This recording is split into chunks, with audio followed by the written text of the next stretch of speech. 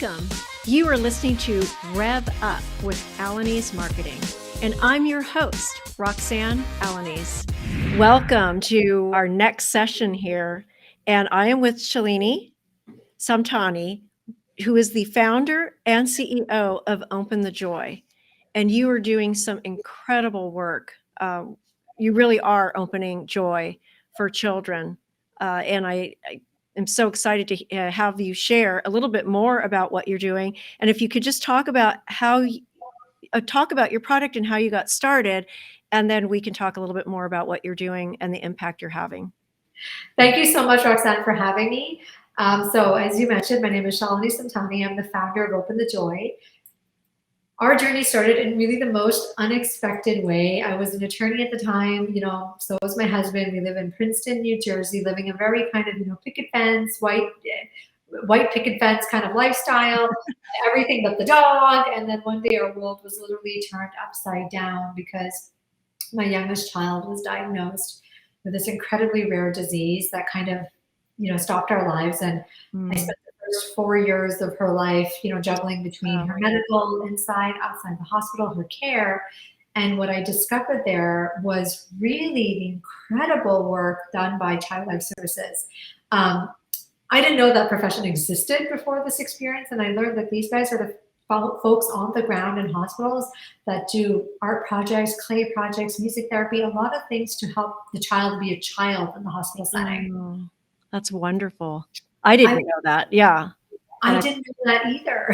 Yeah. Unfortunately, you don't find that out, unfortunately, until you need it. So that's a nice shout out to them. Absolutely. And it really, I realized in the hospital setting, the doctors almost like stockbrokers. They read the numbers and make predictions. The nurses administer care. The fellows are there making sure the care is properly administered. But there's nobody there who's like making sure the child is still a child, because these are kids after all, and that's who Child Life Services is. Yeah. So I was blown away by their work. I made it my dedication to help them. And so at first I started just buying the supplies that they needed and donating that to the hospital. And then one year I had the idea at Christmas to just put all these items into a box. It was our first joy box ever. Oh. We made 60 of them. It was Christmas time. They looked like they came straight from the North Pole. And they were gorgeous, really. I think that was one of my projects I put the most love into. We sent them to the hospital, and the hospital loved that. And we loved the feeling of being able to support the hospital that way. So we just did it the next month again, and we did it for January, then we did it for February, then we did it for March. We kept on making these boxes. Wow. And then that's how the 501c3 was born. And we now continue to make the boxes. They're more standardized. We partner with a lot of local organizations. We partner with some pharma companies. And today we distribute to over 240 hospitals across America. That is so wonderful. And how else can people support you, and how do they find out about this? Because it's amazing. I mean, I think about the Children's Hospital here in Oakland, and they do a lot of good work. Do they know about you? We might be delivering there, to be very honest. I don't know the name of the 240 hospitals, but if you go to our website, www.spreadthejoy.org, you can see the full network of hospitals that we work with. I sometimes don't understand how we do this. It's wonderful.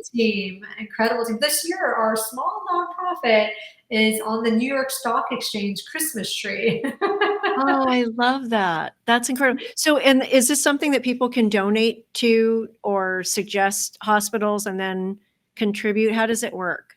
Yeah, absolutely. If you have a hospital, hospitals are completely free of charge. So if you have a hospital that you want to, it has to come, the applications have to come from somebody within the hospital. Okay. But if you go to the website, it's super easy. It's just a link there, and it says, I'm a hospital, I want free boxes. That's it. And they get put on our roster, and the boxes ship out free to them. And then they get automatic email reminders like, hey, are you done? Do you need to replenish? And we just ship it out to them. So that's how it works from the hospital standpoint. In terms of donations, it's, the site is open. Everybody is most welcome to donate. And, of course, we're so grateful. We're super grateful for corporate partnerships as well. Those help us. Yes. What you're doing is fantastic. So we will spread that joy. Wonderful. Yeah, it's so great to have you on.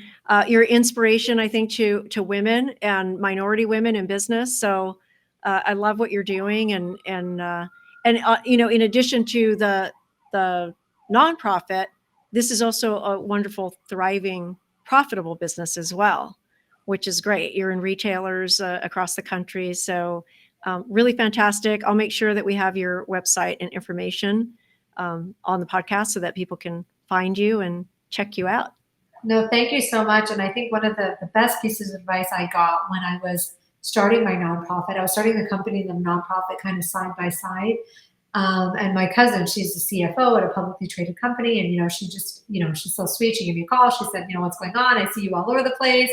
And I was just telling her about, the growth of both enterprises. And she said, if you want to grow your nonprofit, you better grow your company. Ah. I thought that was fantastic advice. She goes, if you have the sustainable income from your company, you can always be sure that your nonprofit is going to continue to run. Well, So wonderful advice. That's great advice. I love it. I love it. I think a lot of people that do want to give, they struggle sometimes to have that ongoing. I mean, that's a lot of what trusts are created for. So you just have, but even in a trust, they have to figure out how do you keep it flowing. And there's actual like investments, but having a company that's generating revenue is another way. That's fantastic advice. Exactly. Like we have a certain percentage of our EBITDA every year goes to the nonprofit. That's like built into the structure of the company. Oh, I love that. That's great advice. Well, it's so wonderful to have you on. It was great meeting you. I think it was WeBank in Atlanta.